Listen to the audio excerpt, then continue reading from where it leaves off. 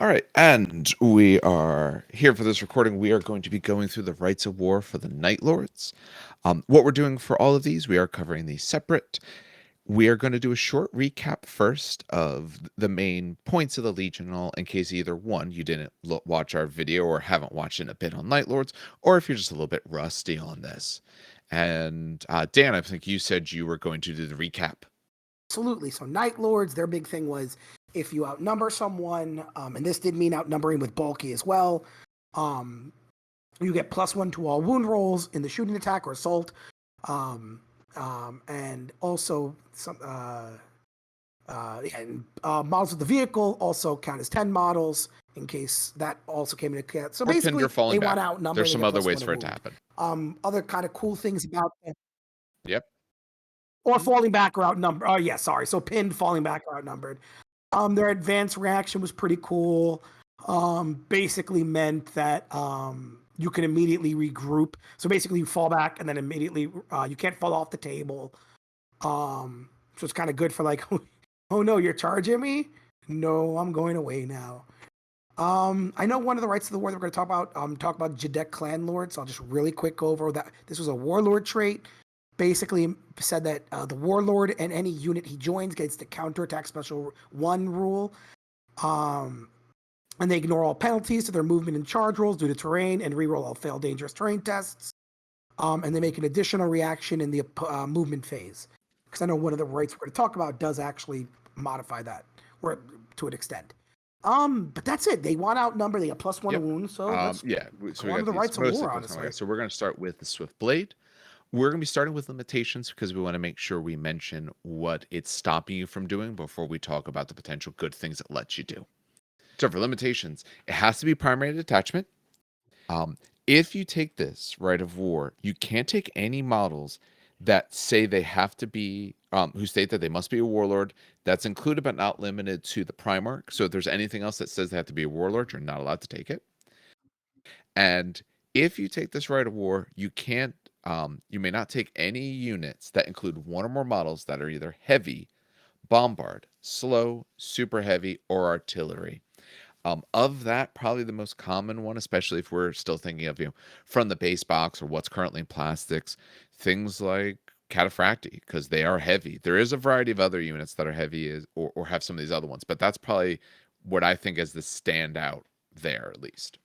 Yep. Yep. Cataphracti, heavy support squads, Leviathans, Oh, and your absolutely. standard And then box super strikes heavy, are some big ones obviously, too that are heavy. whether or not you have those sorts of things. There's some artillery, none of it currently in plastic for what they've released. But as things come out, and bombarded slow is going to become a thing as we go along, again, as more stuff comes into plastic.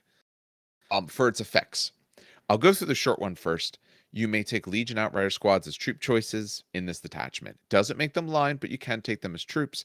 So, excuse me, if you want to take them, if you want to either free up their slot, or if you just want to be able to take more of them, you have that option. So for the effect, there's a big one here. Using this detachment, you can take up to 5 AQ choices, regardless of the force org chart that you're using. It does have to be primary, but regardless of that chart, you do get to take 5. One of the HQ choices must be a Legion Praetor, and all the other choices selected must be a Centurion and must select the Legion Spatha combat bike or the Legion Scimitar jet bike. A Legion Centurion may select an upgrade from the Legion Consularis as per normal rules. So you get 1 Praetor, Centurions, and they essentially have to be on a bike or a jet bike. No single HQ choice is selected as the Warlord. Instead, all HQ choices are treated as the Warlord. They do not choose a Warlord trait, but instead they get that Jahek Clan Lord Warlord trait. So the one that Dan just talked about. All of the HQs in this detachment must be slain to fulfill the conditions of any rules or objectives that require a Warlord to be removed from play as a casualty. However, the bonus granted reaction from that Warlord trait is only added once per turn, although the army retains this bonus until all of these Warlords have been slain. So, you can take up to 5 HQ choices. They all count as your Warlord. You don't get the bonus point until all of them are dead. You only get the one reaction once, but these guys Guys can be a unit together, because remember, in this edition, you are allowed to take independent characters and make a unit of them. Or, since you have these Outrider squads, you can start mixing them into the Outrider squads. And then you can actually use that Warlord trait, which is giving you your counterattack and ignoring penalties and rerolling dangerous terrain to a variety of these units.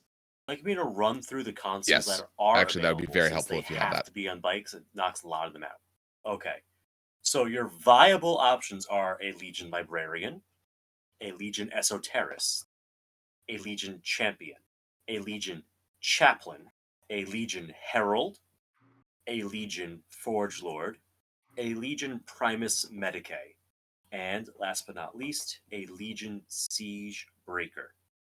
The others all either cannot have a bike, or in the case of a Delegatus, since you must have a Sure. Praetor, you cannot have a Delegatus. So the Praetor takes a bike as well, or a bike or a jet bike. Is that a thing he can do? I haven't actually looked at normal Praetor. I only run him in Cataphracti. Yes. Yeah, So 20 or only 30 the guy points. on foot, though. So Yeah. yeah, Only so the guy on the foot. standard guy could take it, and he has to. Oh yeah. So you end up spending a lot of points It's on 20 bikes. points for combat bike, 30 And then 30 points yeah, for a jet bike on a it's Praetor. If we take a look at the Centurion, same exact cost. So if you were running 5 of them, let's say you wanted to fill out this choice of total of 5, you're looking at a minimum 100 extra points up to a potential 150. And then if you want to take some, let's face it, you're probably not taking basic Centurions. That's not really the reason you would do this. You want them to have Consularis upgrades. So you're looking at spending a lot. I think, okay, this is a fun idea if this sounds like a cool idea to you, if you like the idea of running a lot of bikes. All right, I got bikes and I can throw tons of special guys all over the place in these bike squads. But you're spending so many points. You could take less. There's nothing here that says you have to take a lot of them. You could theoretically do, you wouldn't do it for 2 because you could already do that. So you're figuring you're taking at least 3. Unless you really want those Outriders as troops. But you're yes. paying so little for it. It's like, oh wow, it's a troops choice, and I can't take That's the half big thing. the In heavy my mind, units it's in like, the okay, you roster. have to be taking at least 3 Yeah, to even bother needing this. Or if you really, really want those Outriders, which is fine. If that's the way you want to do it, that's fine. But you're losing a lot of things. Like you said, yeah, there's a lot of things that you can't take. Being the primary detachment, okay, fine. But like I said, yeah, you can't take heavy. That to me is the biggest one right now that rules out a lot of units. I think this one is probably fun and fluffy, but you're going to be spending so many points probably in HQ, they're going to end up being about maybe a third of your list. If you're playing a 3,000 point game, these guys are probably like 1,000 points when it's all said and or close by the time you put everything on them you want with all their special stuff, with some upgrades, all of that. You're looking probably at close to a third of your list or so in just your HQ choices. Fun, but I personally Mhm. not a big fan. And I think their other one, which Steve's going to talk about in a second, that's the one I think that's really taken in this army. if I was Okay. gonna if I was gonna run the Swift Blade, I'm not ever going to. But if I was, my top console picks was probably Heralds to get some line in the mix. Um, it's only 20 points. You get line, you get fear, so it's nice. Basically, you're getting line for 10 points because you could buy fear for 10 points, so that's nice. And then Librarians are. librarians are fun, but they're also pricey. So yeah. Other than that, though, like the others aren't super exciting for what they're offering this theme.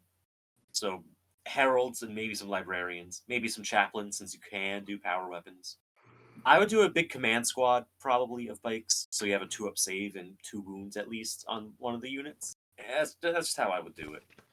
Um, Now for the other Rite of War, Terror Assault. This is probably like the Rite of War people think of when they think of Night Really. Lords, because of course it's the Terror Assault.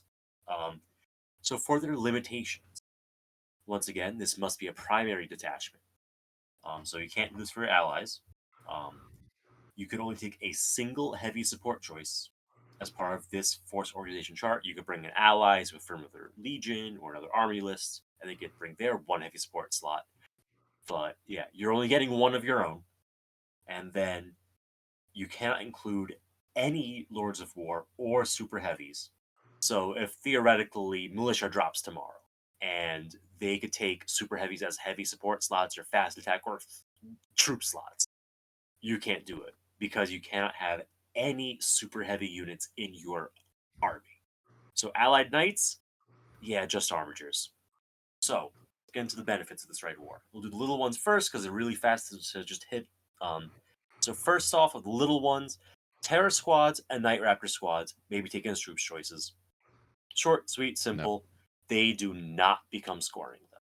And then any model that's a Night Lord and a character gets Fear 1, which is going to be every single one of your unit sergeants. So you saved the 10 points for Trophies of Judgment. You don't need to buy Fear. You just have Fear now, which is nice.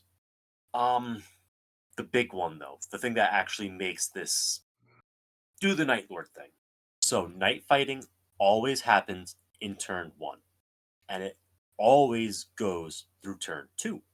Now, for turn 3, before you roll for reserves, you could choose to have it end, like, aha, and now the nighttime is over. Or you could roll a die, and on a 4 or more, it also affects game turn 3. So you could have half the game played at night. Oof. Oof. And no matter what, it always ends when you come into turn 4. It's taking a lot of restrictions just to gain Night Fight. Now, granted, Night Fight is something Night Lords excel in because they're getting the war gear option to work around it with the prey sight. What's it called? The prey sight. They actually, because any unit could take it, you could throw prey sight on vehicles, and you could have las cannons shooting from a predator, for example. Yep. Oh wait, no, heavy support slot. You only get one unit of those. Try to find units with more than 24 inches of range. You're gonna struggle. But honestly, the big benefit of this is it's -1 leadership to enemy units. Their range is capped at 24 inches unless they buy into the special stuff. And you could just buy Prey Sight for 15 points and work around it. So it's Rite of War that debuffs the enemy. You get some units as troops options that were elite Getting Fear on all your units is big too. slots, but it doesn't actually do anything Yeah. extra. Oh, Fear is big too, because now it's a -2. But it's decrowding your elite slots more than anything else in terms of unit selections. The big thing for this Rite of War is the Night Fight Yeah. I mean, and the restriction, the one heavy Yes. support and no Lords of War. the is a Lords of heavy. War slash heavy, super heavy, I'm not quite as concerned about. Just again, from a perspective of someone who's still building up forces and all, because I just don't really necessarily have it. The heavy support hurts, although this army, that may not be something. It's a lot of your heavy supports tend to be the things that really want to shoot well. And if you're taking a thing that's making a lot of night fighting, unless you want to spend a lot of points on prey sight, you're going to be shooting a little worse. This is going to help you get to where you want to go. It's going to really help them live for longer, so that way you can actually get your Terror squads in, or your Night Raptor squads, or just normal Salt Marines or whatever it is that you're looking at. It plays greatly into what they do. I don't feel it is an auto include. Definitely not. This is not the Terror Assault of last edition. I don't want to bring up too many specifics, but it basically gave you the equivalent of like a strike first, and it had a ton of effects last edition because of the way Night Lords worked last edition. A lot of that does not. I would say apply though anymore. on this, when you look at your terror squads, okay, they have bloody murder. Oh, to get the extra, you need to be pinned or falling back. Okay, well, if I'm trying to pin you, if it's night fighting, I'm putting you at a -1. If you're anywhere within 12 inches of one of my units, you're going to be another -1 at -2. Now I'm going to get that off. I think what this opens up most for Night Lords is that you don't have to max your squads. because there's ways to get your bonuses off of the other rules and the other methods you have, because it's much easier now for the first several turns of the game. Which, let's face it, that's when your bigger squad sizes would matter. Later in the game, you'll have some guys who are dead, so maybe the bigger size squads are kind of shot down a bit. It means you don't have to go 20 mans on everything that can do at our absolute max, because I'm going to pin you if I have weapons that can do that much easier. And if I can kill enough of your guys, you're going to start falling back. So I will be able to get my bonuses easier. To me, that's sort of the best spot for this. Yeah, this makes the sniper rifle units, that would be veteran squads, recon squads, I guess scout squads, but they're not, and seeker squads too have some access to cool stuff. It lets them really dominate a battlefield because they have a 72-inch range. For 15 points, you give them prey sight, so they're hitting normally, causing pinning, picking out sergeants, or even non-sergeants if you just want something that's going to fail save easier. Yeah. And speaking of sizes, because forcing Terror those checks to squads happen. and Night Raptor squads start at 5. They can go up to 15 each. Maybe you don't have to do the 15. Maybe you can get away easier with the 10 and you'll get your bonuses. You'll find the ways because you have the tools to do it. Okay. Yep. Any thoughts overall on any of these? Any last thoughts on these? The biker gang, it's thematically cool. It's thematically cool. Terror Assault, it's not what it was. But it does do some cool stuff that you don't have access to otherwise in the game, which is the extended night. If you're building your Night Lords to truly be that sort of close combat army, which is what fits them well, then I can absolutely see why Terror Assault is a very good choice. And like I said, it also potentially allows you both to free up to be able to take more of your own special units, but also means you don't have to try to max out as hard.